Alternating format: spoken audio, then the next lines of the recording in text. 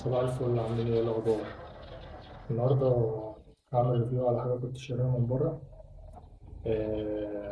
دي عباره عن علبه برفان. علبه البرفان دي مكلفاني بالظبط 150 جنيه، يعني شراء 150 جنيه. و... والضرايب والجمارك واخدين مني عليها 500 جنيه.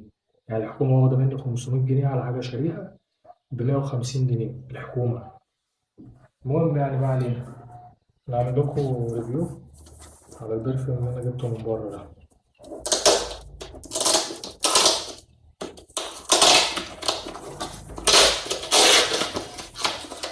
دي العلبة دي العلبة اللي هي اللي جاية فيها.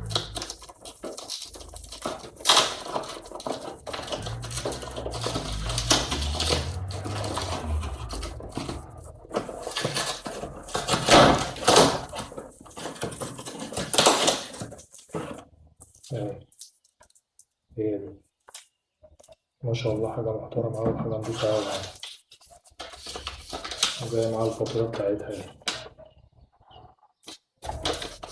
أهي الفاتورة بتاعتها.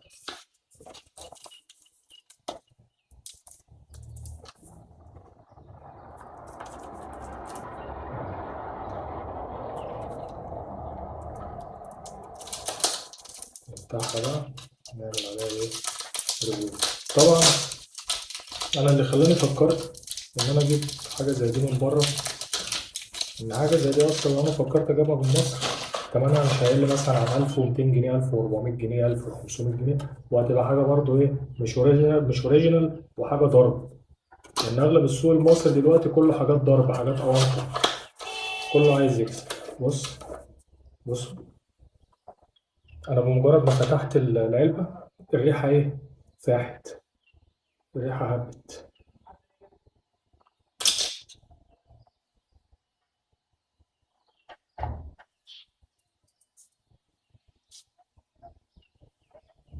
ريحة تحفة.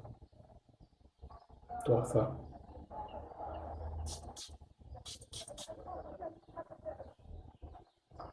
حلو.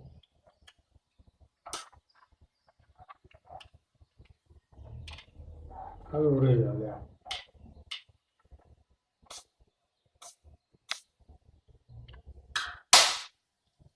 تفتح كده،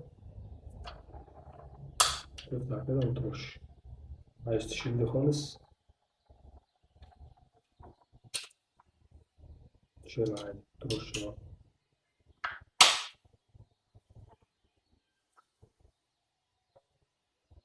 جميلة.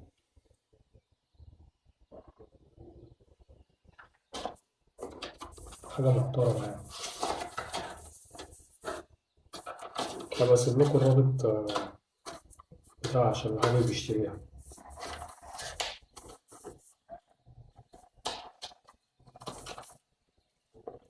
حاجة قيمة.